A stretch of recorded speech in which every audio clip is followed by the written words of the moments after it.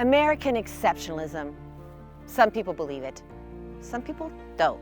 But what does American exceptionalism mean? The goal of my journey is to get past the buzzword and explore, what does American exceptionalism really mean? I'm Janine Turner. Join me as I speak with scholars and Americans all across the United States about what American exceptionalism means to them, both historically and currently. American exceptionalism, how and why it matters. Service to America, whether it's through the United States Armed Forces, such as the Air Force, the Army, the Marines, the Navy, or the Coast Guard. Whether it's holding political office, such as city council, mayor, governor, representative, senator, or president of the United States. No matter what your venue, giving back to your local community and giving back to your country are the gold standards of American exceptionalism. My special guest today exemplifies American exceptionalism. Mayor Tommy Moore of Gainesville, Texas. A native of Gainesville, he has served his country as a member of the United States Air Force, as a councilman for the city of Gainesville, and currently he is serving as their mayor. Join me and Mayor Tommy Moore as we discuss the necessity and the exceptionalism of local government and the purposeful, fulfilling legacy of service to others. Mayor Tommy Moore, I am so excited that we are having this opportunity to chat today. Thank you. I'm glad to be here. Well, you know, the thrust of the show is American exceptionalism, and I think you are exceptional. Well, thank you. And I'm thrilled that I have the opportunity to sit down and talk about your exceptional life, but also your views about American exceptionalism. So here we go.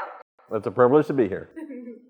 And we are here in Gainesville, your hometown. Yes. It's been my hometown since 1993. Yes. And we are watching this town grow, and there's a lot going on. There is, isn't there? There is. And so let's go back a little bit. I'm very impressed with your service to country, and I want to make sure our viewers and listeners are familiar with your legacy. Well, thank you. Are we old enough to have a legacy yet? I think so. We're getting there real close. Absolutely. I think we're the age where we start thinking about our legacy. Right, yeah. And if we're not, we should. We should all think about the legacy, I guess. Yes. And one of those is about, in my opinion, service to others. What have we done with our time here on earth to serve others? And I'm very impressed with your trajectory. I mean, you were born and raised in Gainesville. I think born here. I was, yes. Born in Gainesville. You've raised your family here in Gainesville, but you were in the Air Force. I want to talk about that. Yes. A city council. And now you've been the mayor for 3 years. Absolutely. And you're working for the FAA. That's correct. So this is a lot of fun because my father was a pilot. Oh, nice. Mm-hmm. I'm gonna stump you a little bit because everyone goes, huh? Okay, you ready? Okay, I'm ready. He was a graduate of the United States Military Academy at West Point. All right. So does that stump you? In what way? How do you get into most people are like, Army, how do you get in the Air Force? Right. Well, he was in 1957. They didn't have an Air Force. That's correct. It was on the cusp. I think it was like the next year.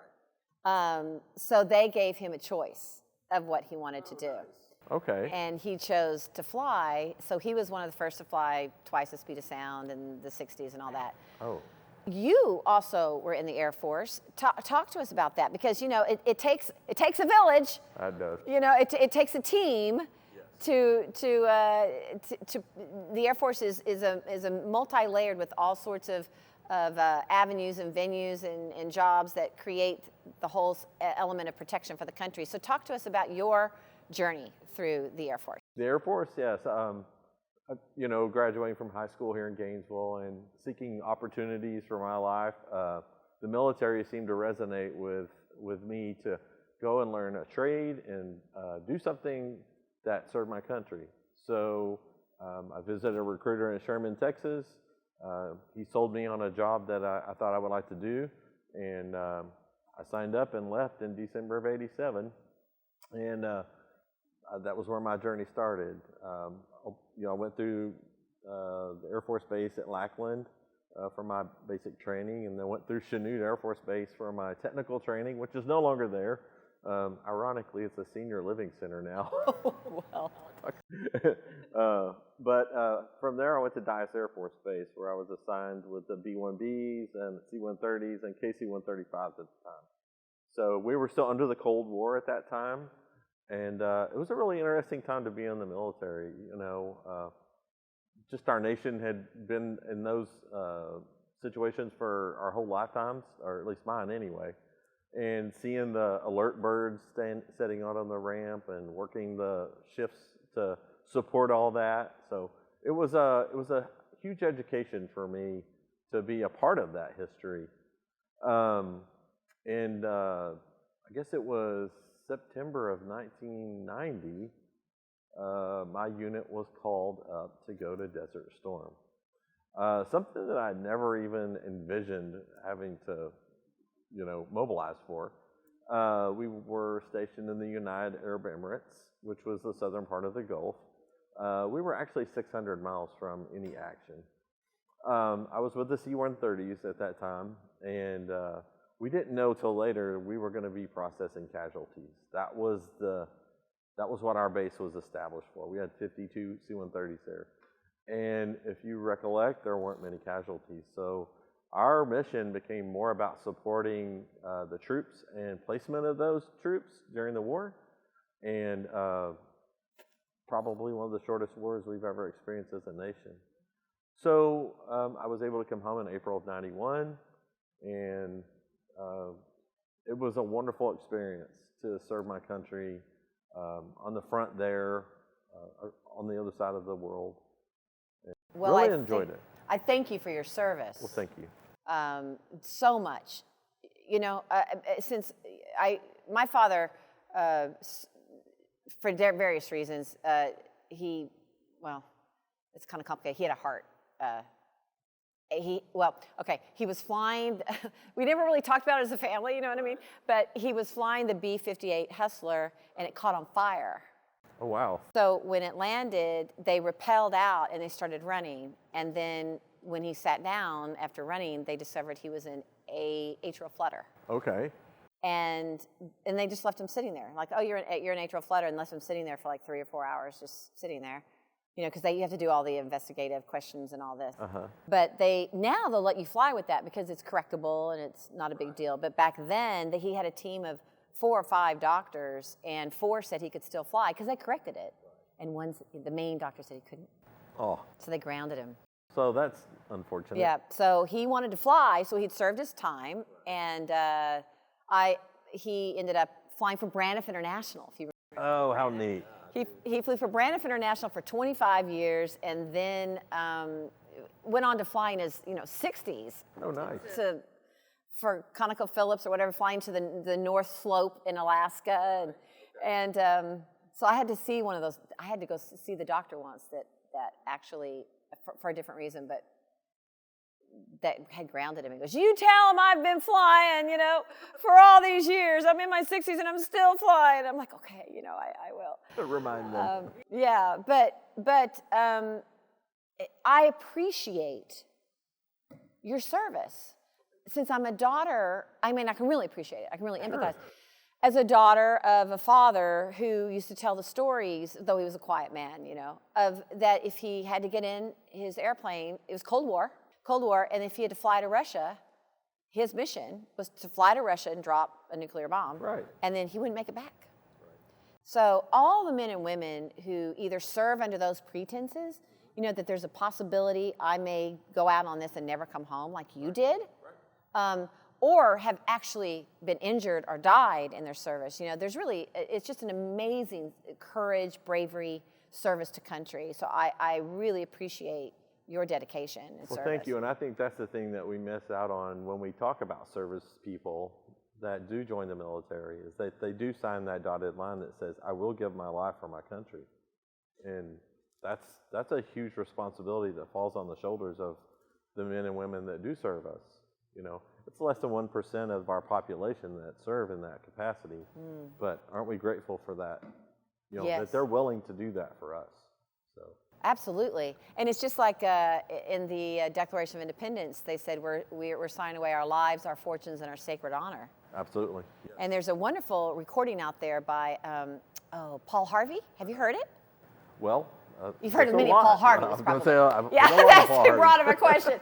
Well, Paul Harvey has a wonderful kind of podcast now that turned it into sort of a podcast, talking about all the signers of the Declaration of Independence that actually did die, or their wives died, or their children died, or they lost everything. We don't hear about that much. We just say, oh, we won, and it was fine. But they were willing to sacrifice their their sacred honor and their lives and their fortunes. So you did the same thing. You were willing to sacrifice your life. Absolutely. Your fortune, so thank you for that.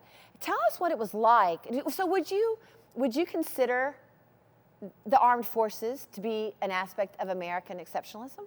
Absolutely. Okay, tell me why. You know, when I went into the armed services, I wasn't really familiar with partisan politics or,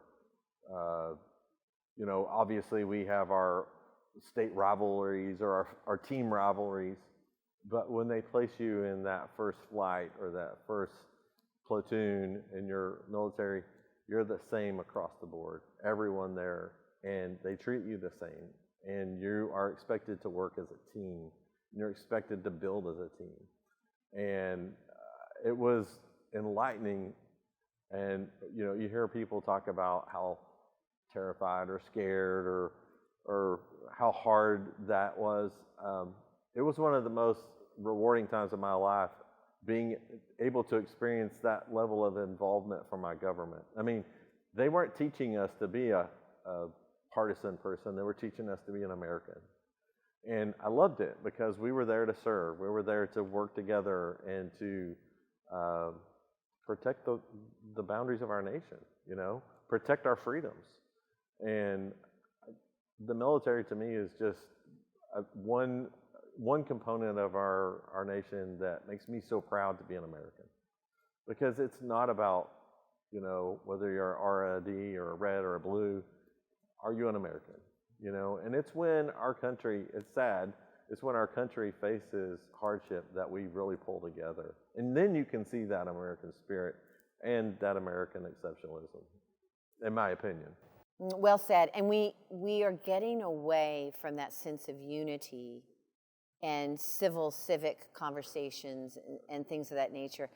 George Washington obviously dealt with this quite a bit. Sure. These sort of factious independent countries, these little colonies that all had their different uniforms, and they didn't have shoes, and they're walking on ice, or whatever it may be, coming together. And I love George Washington, of course, right?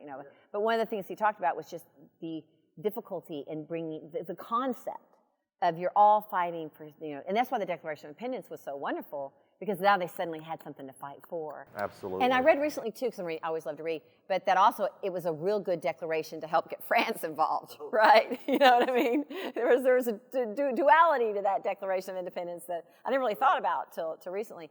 But then they're like, oh, we have unity. We're fighting for our liberties, as you just said. Yes. But that's wonderful to hear, because we are missing that in our country today. We are.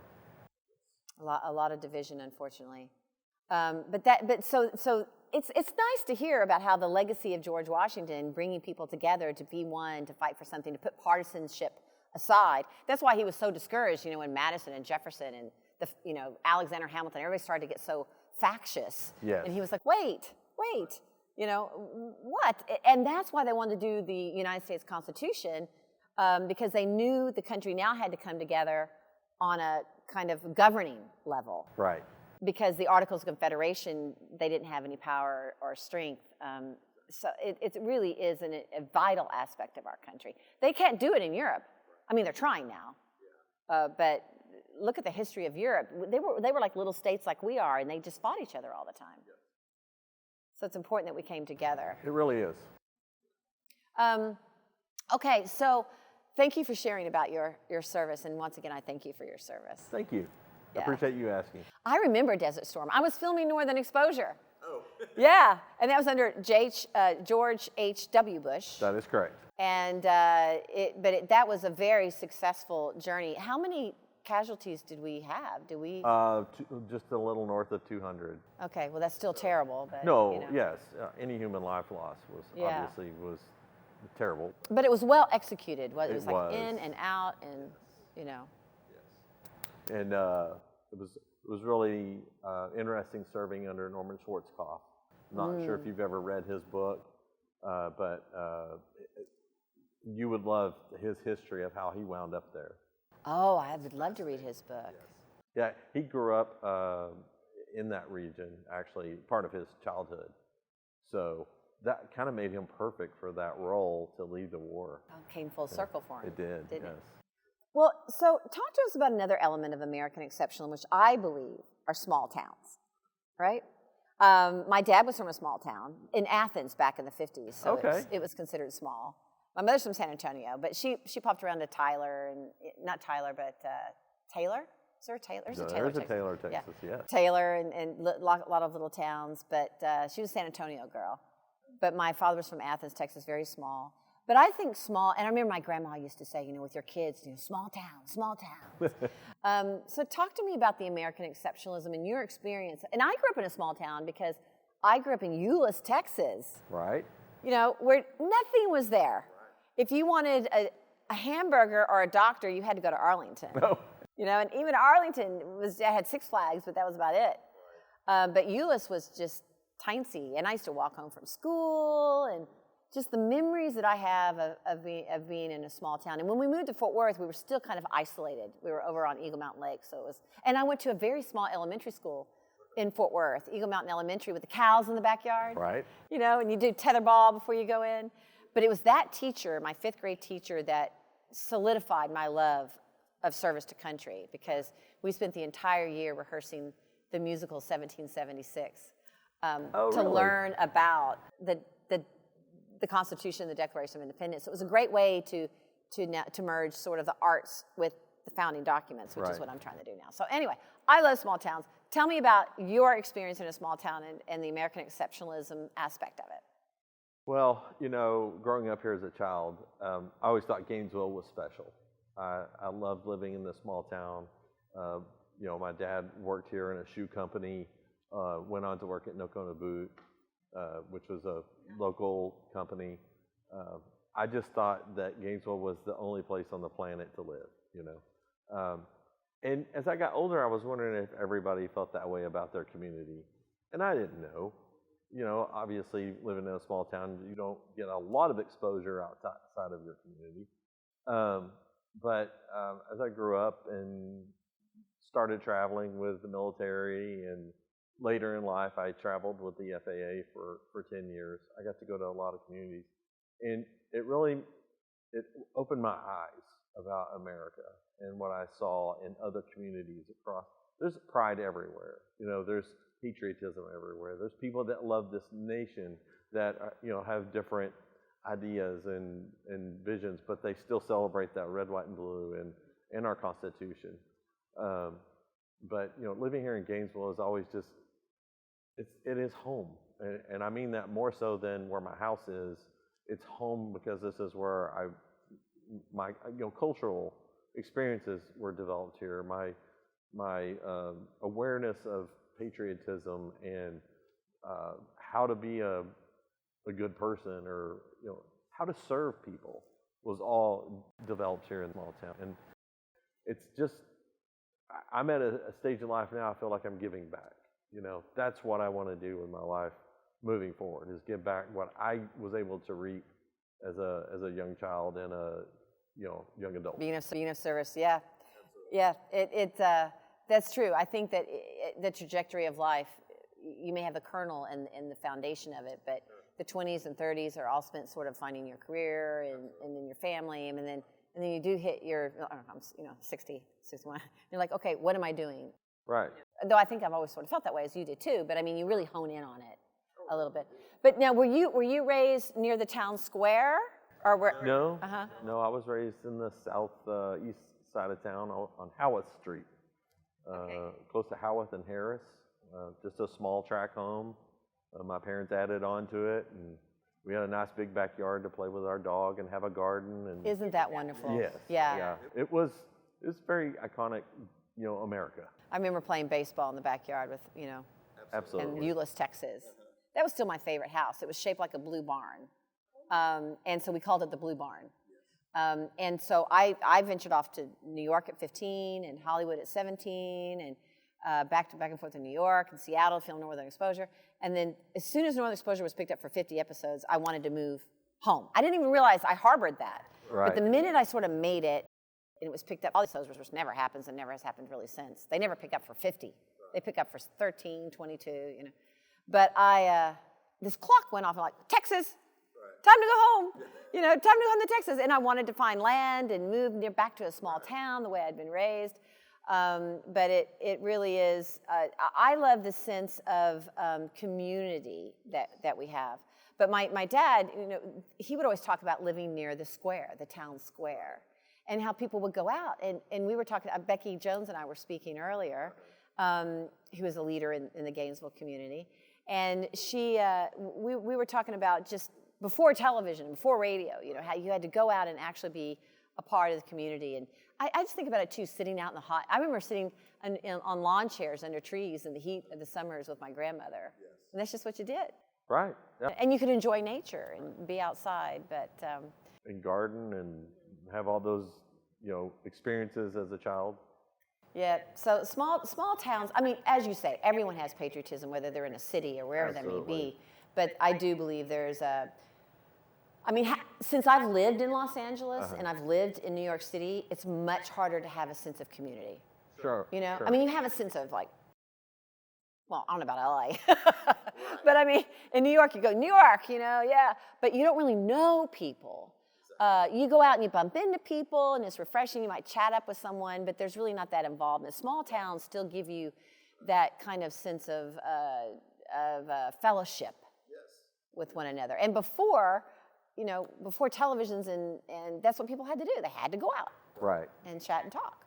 So, interesting story. So we bought a house on Denton Street, which is one of the historic streets in town. And that's where we raised our daughters, all three of our daughters. And my middle daughter started dating a young man from Highland Village. And so she had worked at the Chamber of Commerce here for a little while. And so she was walking down the street towards downtown, and she was pointing at houses and telling him where people lived and what they did for a living and what business they owned and perhaps they went to church with us or something like that. And at one point he stopped her and he goes, I don't understand. She goes, what?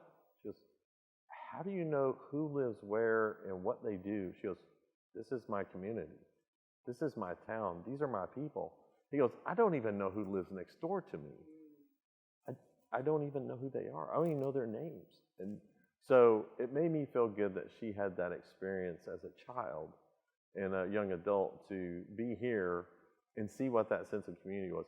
She actually went on to become our Chamber of Commerce director for 3 years. She did. Yeah. Good for her. Yeah. So she had real pride in her community then, She graduated from Texas A&M and took that on and did a great job at it. Oh, that's great. Yeah. Well, that's very true. I've lived in so many places, and you don't. And I remember I was handing out Christmas cards to my floor in New York City, and my daughter was like, are you sure? And you don't really know half of them, sure. Some of them. So, well, let's talk about Gainesville. Okay. Gainesville, we had a party recently. We got together to talk about the Heart Gallery, which is for foster children and whatnot. But we talked about that Gainesville was founded in 1850, right? Correct. That's right. So it's been around since 18. And this is a fun pioneer strip here, pioneer town. And I just love history. When I first moved back, I went to the little history museums. I wanted to know everything about. Do you know what this town was? What was the main thrust of why people settled here? Well, in the 1900s, it was the cattle. It was cattle drives that came through here. The boom that made it 5,000 was actually the cattle drives that came through here. Oh, interesting. The Longhorn cattle. Yeah. So, going up to Kansas. And so that was that population boom. So was the Chisholm Trail through here then? I can't answer that specifically. I'm never exactly sure where it is. Yeah. I'm not, I wouldn't know that. Well, it must have come right by It had to come through here somewhere. I'm sure the along the river, that helped with the cattle drives having the water source. That's true. That's true. In the 1950s, it was the oil boom that put us on the map. And then our population jumped to about 15,000. Wow. So there's oil around here? A little bit, I've heard. I'm not sure. Well, there's an oil boom. There must have been oil somewhere. Absolutely. So we have a lot of oil service companies here now, and businesses that support the oil field. Businesses that support. Yes. Yeah, exactly. I'm really always very intrigued with why a city or a town founded. I mean, what was the main thrust of it? And it's fun. All these buildings on the strip here on California Street, you go in, they're like from the 1800s. They are. The brick, the beautiful ceilings. I don't know what that's called, but when they've got those in recessed. Some of the metal. Yeah, the metal ceilings and the brick walls, and I think we have our old town brothel. Yes, we do. Which is now a bed and breakfast. And a restaurant, yes. Well, what's intriguing about the old brothel is that they have turned it into a bed and breakfast. Yes. And the rooms are very eclectic and interesting, what Absolutely. They've done. But all the buildings have a lot of history, and I love going into that. And I have to celebrate the people that have come downtown and invested to protect the heritage of our community, but make it a vibrant new business and place for people to come and enjoy. And there are a lot of new businesses. There are a lot. Yeah. Because so many people are moving up here now. Absolutely. I just walked next door, and we're at the historic State Theater right here. The last theater, I mean, I think there used to be over 10 or 12 here. So. And there was an opera house. Yes. If I recall. That's right. Yep. And there's, of course, we still have the train station. We do. We have our depot. Mm-hmm. Our depot. But this is a beautiful theater as well, the State Theater, and so it's fun that we're sitting here in this type of history.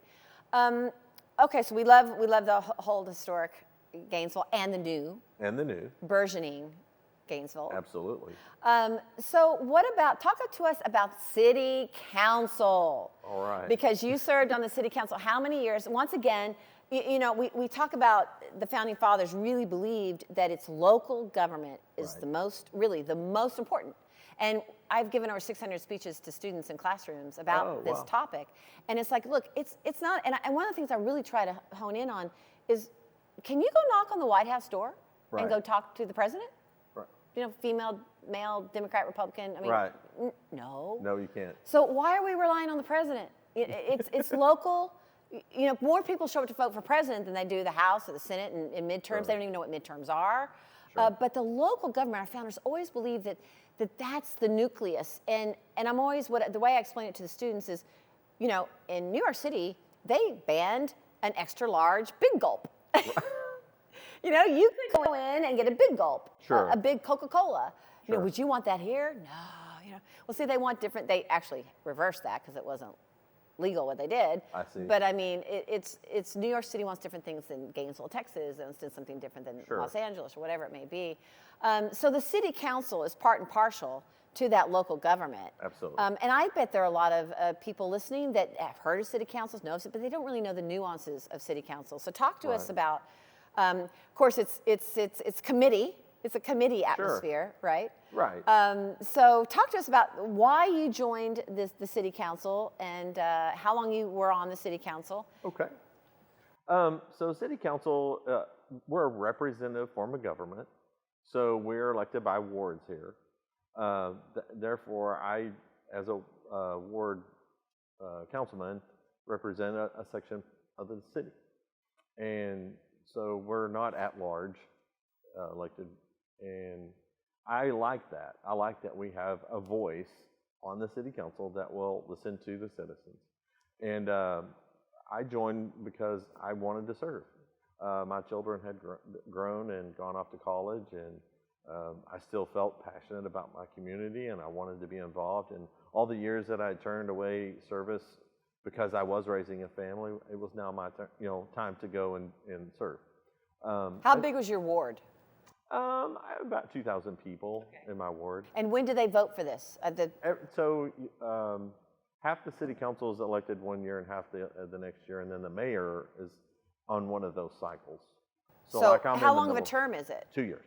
2-year term. Right. So, but it's like the Senate that kind of goes in and out. So it's 1 year you have a new group, and the next year you have another group. Yes. But Right. you'll overlap for 1 year. Right. Well, Right? If you're there for 2 years. Right. Turnover is not great here in Gainesville. So once you're on city council, unless there's someone that wants to run, we don't have a lot of contested races. So when I ran for city council, I was not contested. I turned my name in and I was immediately appointed because nobody ran against me. For 3 years, I kind of sat back and listened. You know, I just took everything in. I learned. I got educated on how city government worked and how our budget worked. And we have a strong city manager here, which means that we hire that person to run all the affairs of the city. We pass the budget and we give the direction on where we want to go as a city, but it's up on the city manager to execute all of the wishes of the city council. Like the president. Pretty much. Like the yes. local president or Right. governor. It was a great education for me and I really enjoyed it. I loved being on city council. It's a place to serve, but not have to invest a tremendous amount of time, if that makes sense. How often do you meet? We meet every first and third Tuesday. Every first and third Tuesday. Yes, and our meetings go for about an hour. So the first week of the month. Right. Uh-huh. So if the first day of the month is on Tuesday, that's the day we meet. But if it's the 6th is the first Tuesday, then it's the 6th. And then you said Thursday, right? No, Tuesday. Tuesday. It's the first. The first Tuesday, but then there's another day, right? Well, it's the first and third Tuesday. Oh, the first and third Tuesday. Yes. I misunderstood that. Yes. I don't know why I got that wrong. Okay, Yeah. so twice a month. Yes. Okay, I understand now. And that's it. If Yeah. there's 3 Tuesdays, or if there's a third, we don't do that. We just wait till the next month. You know, and there's a autonomy Yes. to your local government. Absolutely. Are you answerable? Just so people that are listening that don't know, Right. you don't have to answer to the state. Do you have to answer to the state government in any sort of way? Because Democracy in America, Alexis de Tocqueville talks about this. Sure. About how independent these local towns are, and he couldn't get over it. Because he's from France, and they had kings and magistrates, and they didn't even really care to do it, and they did. But there's really an independence to the city council. There is. To answer your question, for policy and procedures, there's not a lot that we answer for. Mm-hmm. But there are things that the state government imposes or already has in law that we can't, negate. We have to honor what the state law is. And if there's any county laws, which there aren't many that we have to deal with, but we have to honor those as well. Yeah, local, Right. county, state. And then state, and then federal. And then federal. Right. Yeah, or national, I like to say. Right, or national, right. Yeah. So, give me some examples of the duties, the things that you on which you have to vote, and your responsibilities in the city council. So, like I said, we vote on the budget, and so what we do is we have a goal setting session with our city manager in May, and we ask him or her to put those desires on paper so that we can look at that and then come up with a cost of those. Mm-hmm. And then we meet again in July and we look at what those items that we asked for. And of course we have city staff that makes requests too, we buy fire trucks and we buy vehicles to do park maintenance and zoo animals and things like that. So the departments put their budget items in as well. And then we'll be voting here soon to approve the budget of the things that we want to see done for the next fiscal year. Another thing we vote on is that city manager's performance. So we'll be doing a review of his performance at the end of this calendar year, and we'll vote to approve that and either sign a new contract or whatever, take action on the contract. The other things that we vote on are like ordinances or policy changes. Recently, we did what we call an overlay district, and we took our major corridors and we put parameters around that. So there are only certain things you can build in those areas. You can't, build things that aren't complementary to our community standards or our community desires. So That's cool. Yeah. So give me an example. Is this along the freeway when you say corridors? So yeah, Interstate 35, Highway 82, Grand Avenue. So what's an example of something that can be built, an example of something that can't be built? If you go out on the end of 371, where Grand Avenue tees into Highway 82, they're building some mini storage buildings there. And that's taking up space that could be a major retailer, or someone that would want to build a Target, or if you want to name a business. But perhaps we want to use that for apartments or living, something like that. But instead, we're going to put storage buildings there, and it is permitted and it is authorized. But now that we have the overlay district, you couldn't do that. Going forward. Going forward. I think it's really interesting. Towns that have vision, right? When they're created, which we still have places where that happens in America. Absolutely. It's becoming fewer and fewer. You know what I mean? Right. And towns just have kind of like Houston, man, no zoning. It's like one thing one way. Yeah, tire store next to a church, next to a liquor store, next to a law office. Right. It's just kind of crazy. So I think that's to beautify the neighborhood. But see, those must be the controversies. We have some people that want to be able to do it, and some people that want to preserve the value of the land, or the beauty of the whatever the topic may be. Sure. So to give you an example of why we did that, so the state of Texas will not allow us to go out and annex land anymore. Used to, cities could annex up to 10% land mass a year. So say we were a 20-acre city. Next year we could annex 2 more acres, and then the next year we could do 2.2 acres. And there were rules around that, but we can't do that anymore. There's processes that people have to ask you to annex them. So our land stock, or what we have, is all we have. So we want to protect that for the citizens of Gainesville, so that they can reap the benefit of property tax and sales tax and jobs and assets that will improve the quality of life here for our citizens. Right. Fascinating. And now, well, I want to get the fact. Go ahead. Did you finish? No. Okay.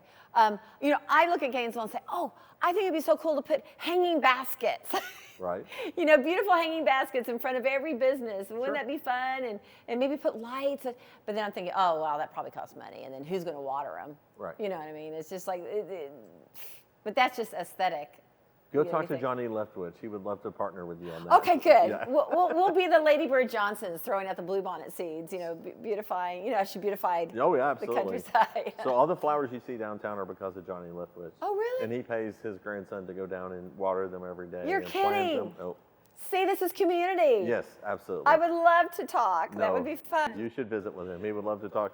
And I'm starting to see some things like some murals on yes. Okay, but now you are the mayor. Yes. So talk about how the mayor, now you're kind of the president of the council, right? Absolutely. So let's talk about that journey. You were with the city council for how many years? 5 years. 5 years, we said that, I think. Right. Okay, and now you are the mayor. The mayor, yes. So talk to us about being the mayor, the experience. This is all kind of under the umbrella of American exceptionalism, city councils and local government and governing yourselves and being independent. But now you're the mayor, so tell us about being the mayor. Well, being the mayor was not really on my agenda, at least at this stage of my life. I kind of thought about that or dreamed about that as a city councilman, but the former mayor, Mayor Goldsworthy, who's an outstanding individual. For a long time, he was the mayor. Thank him for his service. He is such an amazing community member. I can't say enough good about him. He announced his retirement, and he said, well, because I was the mayor pro tem at that time, which is the vice mayor, and he says, well, you're up. And I'm like, well, I was kind of hoping to be retired maybe from my working life to be able to attend more of this. And he goes, well, no, it's all right. You'll be able to do both. And I was like, okay. I ran an opposed race and I won. My opponent is a lovely person and had a vision for Gainesville too. And we're friends now. And I'm so grateful for that, because what I love about city council here is it is not a partisan position. It is about community service. It's about serving our town. It's about serving the citizens here. I take that responsibility very seriously because I've even had people ask me, where do you go to church here in town? I say, I don't. I go somewhere out of town. And they say, well, why? I said, well, which church would I go to? Well, mine, of course. Yeah, right. Of course. And it's not that I don't want to worship here. It's just that I want to be seen as a person that represents everyone. And I do, fairly and honestly. I spent the first 2 years getting my feet wet, understanding my responsibility, seeing the role that I had assumed. And it came to me a lot about leadership and what people expect from that position. And it's kind of like the President of the United States.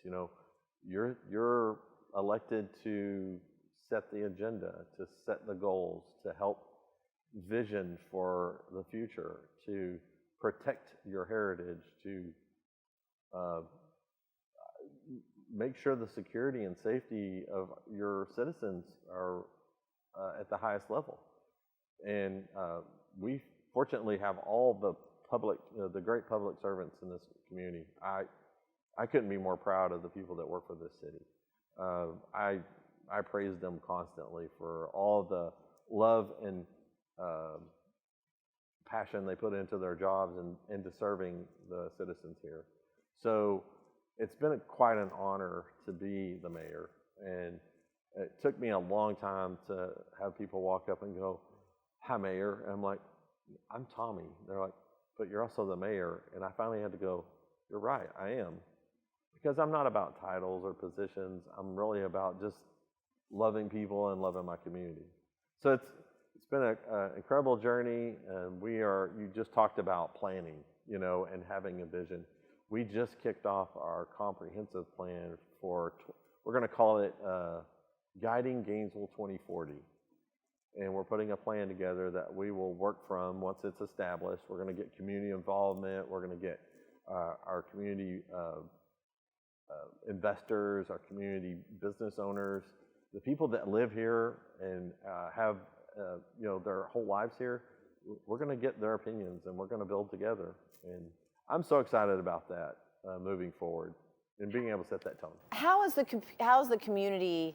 How do they hear or know to show up for these kind of town halls, so to speak? Well, so like I said, we just kicked this off, and so we haven't really solicited for that, but there will be web pages and there will be community outreach. We just this year hired someone to do all of our community outreach and to get on social media. Oh yeah, be all over social media. Showing. So is there a Gainesville social media page? Well, there's quite a few, soon, I guess, but there's one from the city. Uh-huh. We wanted to be able to have that outreach and tell our story. And you say when there are town halls and town meetings. Right, absolutely. Because I want to come. Please do. But I'm like, well, how would I know? And so that's what I'm trying to figure out. Oh, no, you'll know. Yeah. And if not, I'll text you. Okay, goody. I know the mayor now. Right, exactly. Well, so in closing here, talk to me about the exceptionalism of. Well, no, I'm going to go back a little bit. I'm really curious of the most. What do you enjoy the most? Like, what are the most fun projects on which to focus, and what are the most challenging and the most difficult aspects of being the mayor? Well, I'm gonna brag for just a moment. I don't do that very often, but I'm also the president of the Medal of Honor Host City program. If you're familiar with that. Yes, I've heard all about this. Yes. Yes, is it World War II or what? Was World War II? So no, it's. There's a lot of World War II training up here, though. There was at Camp House, but the Medal of Honor Host City program was started in 2001, and I'm not sure how familiar you are with the Medal of Honor, but there's only been about 3,520 ever awarded in the history of our nation. And we started in 2001 welcoming recipients to come to town, and we did that annually, and we've been doing it since then. I've been the president since 2016 or 17, I can't remember. But I went to the legislature in 2019 and asked for $5 million to build a museum. The state legislature. Mm-hmm. And we thought we had the funding, and it didn't get passed. then we had COVID. In 2021, I reached out to our legislature and I asked for this $5 million again, and we got it. And so we're working in collaboration to build a museum on North Central Texas College on the corner there, Bonner Road and Highway 51. Well, I had to raise $170,000 like in 2 weeks so we could sign the contract just to build the building, and we had to cut it back a lot. Well, in 2023, they gave us another $5 million. So I raised, with help of our state legislature, $10 million to bring a museum here to honor our military's highest decorated heroes. And it will open next year, probably during our event in April of 2025. I've been hearing about this. Yeah. So the medal recipients are just given an invitation to be celebrated here in town. Yes, they come here and visit us. They visit our schools, and we have a banquet, and we have a full military parade on Saturday, and they are just treated with all the love and respect of any of our veterans. A full military parade. Yes. That's wonderful. Well, so you'll have to come this year. Yes, I thank will. you. I've heard about it, but right. I've never really known when it was or what exactly it was. But then there was a World War II. I kept hearing medals, but wasn't there a world? I mean, my dad lived near Munster, and there was, you would travel by the old where they were training, right? The old brick Camp buildings. House, yes. Yeah, Camp Camp House was House. a World War II prisoner of war camp, is what it was. That's right. Right. Yes. That's right. That's what I've heard about here. Yes. Yes. There was a prisoner of war camp here in Cook County. In Cook County. Mm-hmm. That's right. It was about. I'm not going to lie to you and tell you how big it was. It was big, like 60,000 acres or something. Yeah, 60,000 really acres. Yeah, it was big. Yeah. Okay, I'm kind of conflating the two. Sure. That word. Everybody uses that word. Everybody but uses that word. I wanted to share conflate. that with you since you. Yeah, congratulations. Well, thank you. That's a huge accomplishment, Yes. and that's going to be a wonderful museum here. It is. And It's legacy. Take some time and just drive out on 51. Just make the curve, and it's right there. It's beautiful. And you've been a part of designing the building. Yes. And yes. That's terrific. And building the collaboration with North Central Texas College. We'll be tenants there, but they'll take care of the maintenance and operations. They've hired a curator. The curator worked at the Alamo in San Antonio. So wow. we have it's a big deal. That's a really big deal. It's a very big deal. Congratulations. That's a legacy. That's American exceptionalism right there, Thank Mayor you. Tommy Moore. Thank you. Well, that's terrific. Now, do you go to all the city councils too, right? Oh, absolutely. Yeah, you have to be there for I that. don't have to be there, but I'm there always. You're there, so I'm the mayor waiting. doesn't have to be the city council. No. Yeah. And you don't have a vote. I do have a vote. Do you have Yeah. a vote in the city I council? have one vote. Mm-hmm. Ah, see. Well, Yeah. see, we don't know enough about how the local government works. No, I encourage anyone to get involved in their local government. That's what it's intended for, you know. And what's the most, in kind of in closing here, what's the most difficult thing that with which you have to contend as the mayor? Sure. You know, probably cultural change. You know, I think if you talked a little bit in the earlier part of our conversation about the state of our country and the divisiveness that we have. And I think that people have lost faith in leadership. They've lost faith in the people that represent them. And, you know, I've had the good fortune to get to know some of our state legislatures and even some of our federal legislatures from this area. And I say, you know, they're very genuine, they're very authentic. I'm grateful for the relationship. I can pick up the phone and talk to them. And, you know, we don't know what they battle on the backside of some of these conversations. But for me, it's overcoming the persona or the idea that there's something not right going on when you close the door or when you go into chambers or something, you know. The only thing I have in my life is my integrity and my honesty. And I can't imagine compromising that for a vote or for some self-gain. I use a phrase all the time. I say, I want everybody to make money except the mayor, because, you know, I don't get paid. I work for free, and it's a passion for me. It's because I love this community. I don't do it for the money. And sometimes people call, oh, you're not getting paid. Well, then I won't bother you. No, I'm here because I want to serve. I love this community. I love the people that live here. And while I have a voice and the energy in my body to do it, I want to do it. So it's the culture, of just showing people that you have integrity and you're just doing what's right for the body of the people. Obviously, like we talked about earlier, there are controversial things that we face, and it doesn't fit everybody, And so you have to look at yourself and go, is this about you? Or is this about what's best for everyone? And sometimes you have to make those tough decisions.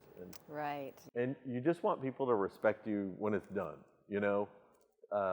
for having the courage to stand up and do that. And that's some of the things that frustrates me about leadership in our country, is that just do what's right. My wife and I often say this quote, you're never wrong for doing the right thing.